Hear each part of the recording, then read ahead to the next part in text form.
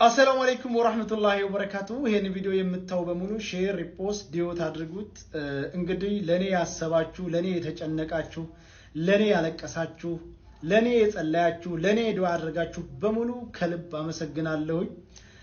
እንግዲህ ሁላችሁም እንደምታውቁት የኤሚሬት መንግስት ወደ አቡዳቢ ጀዋዛት ቢሮ ጠርቶኝ በ5 ቀን ውስጥ አገራቸው ለቅቄ እንደወጣ ማስጠንቀቂያ ሰጥተው ነበር። በነገራችን ላይ የ5 ቀን የጊዜ ገደብ የተሰጠሁት ስፖንሰሬ ኔጋ ስለሄደ ስፖንሰሬ ኃላፊነቱን ወስዳለሁ ብሎ ስለፈረመ ነው እንጂ አይኔ ኃላፊነቱን አልወስድም ቢል ኑሮ የዛኑ ሰዓት ቆፍድደው እስር ቤት አስገብተው ወደ አገር ነበር የሚያሳፍሩኝ። ስፖንሰሬ ሼህ ሰይድ ወይም ሰይድ ሁሴን ከልብ አመሰግናለሁ። ይሄን ቪዲዮ የምታዩ ሁሉ እንድታመሰግኑልኝ በክብር ጠይቃለሁ።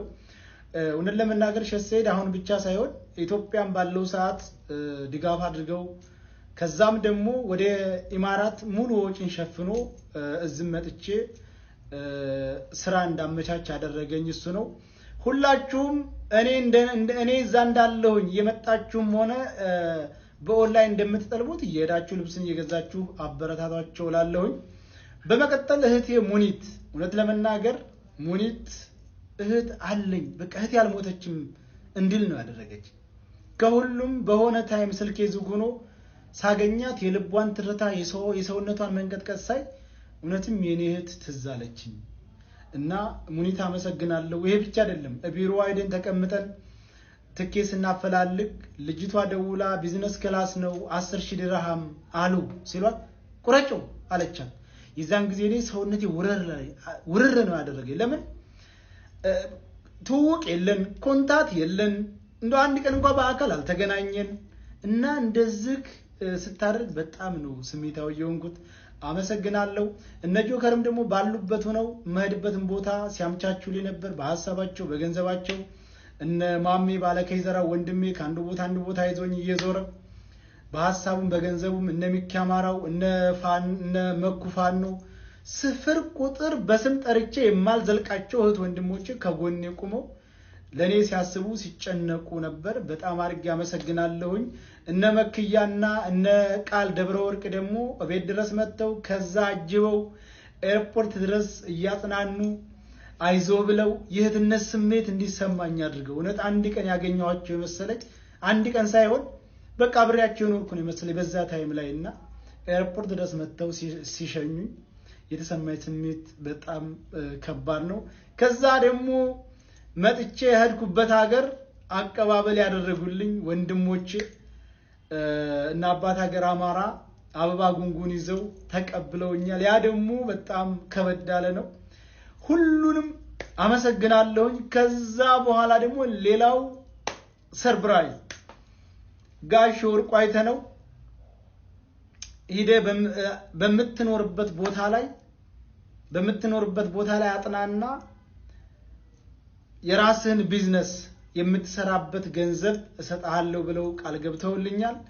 እንግዲህ የምኖርበትን ቋሚ ቦታያን ካምቻቸው በኋላ በራሴ የምሰራበት የራሴን ቢዝነስ ማንቀሳቀስበት ገንዘብ ድጋፍ እናደርግልሃለን ብለውኛል። ጋሽ ወርቁ በየችግር ጊዜ የሚገኙ በጣም ምርጥ ያማራነት ስሜት ያላቸው በጣም ጥሩ ሰው ናቸው። እኔ ብቻ ደም ተዛቀደም አይታችኋል።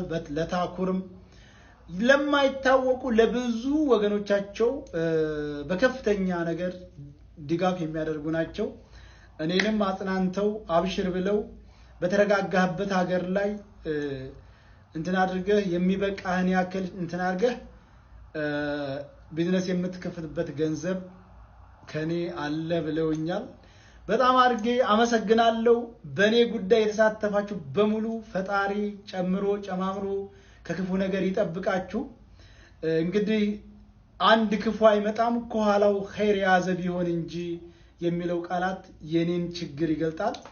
ሁለተኛ አንዳንድ ቪዲዮዎች አይቻለሁ እዛ ሄዶ የፖለቲካ ጥገኝነት ሊጠይቅ ምናምን። እኔ ፖለቲከኛ አይደለሁም።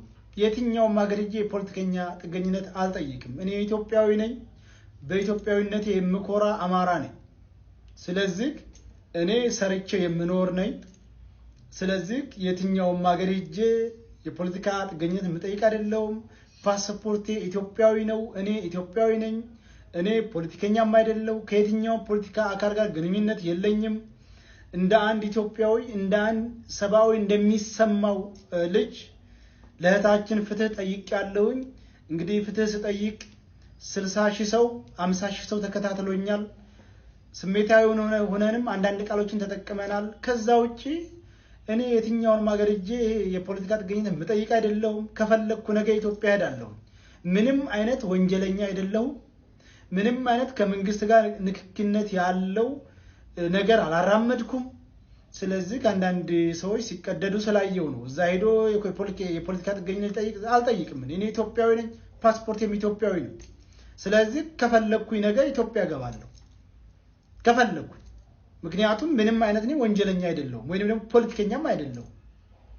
ስለዚህ እኔ አሁን አልহামዱሊላህ አሁን ደህና ቦታ ነው ያለሁት አሁን ደግሞ አምቻቼ ቋሚ ወደምኖርበት ሀገር እሄዳለሁኝ እዛ ከርኩ ደግሞ ጋሽ ወርቁ ቃል እንደገቡልኝ መሰረት የራሴን ቢዝነስ ከፍቼ እንቀሳቀሳለሁኝ ሁላችሁም ተጎኔ ስለሆናችሁ አመሰግናለሁ ለሚቀጥለውም ተጎኔ እንድትሆኑ በክብር ጠይቃለሁ አሰላሙ አለይኩም ወራህመቱላሂ ወበረካቱ እንግዲህ ሁላችሁም እንደምታውቁት በሃኒ ጉዳይ ለ10 ቀንና ለ15 ቀን የሚሆን ከሌሎች ጓደኞቼ ጋር ጉዳዩን ስንከታተልና ስናመሳክር ስናፈላልግ ቆይተናል ከዛ በኋላ በኢማራት መንግስት በኩል በሰጠነ ጊዜ ገደብ ሀገራችንን ለቀውጣ የሚል ወረቀት ስለደረሰኝ እኔ እንዴት እንደምወጣ ሳመቻች ቆይቻለሁ በስተመጨረሻም ኢማራትን ለቅቄ ወጥቻለሁኝ ስለዚህ ኢማራትን ለቅቄ ወጣ ማለት የልጅቱን ኬዝ ይተዋል ወይንም ደግሞ ስለይቱ ጉዳይና እንዱም ስለመሰሎቿ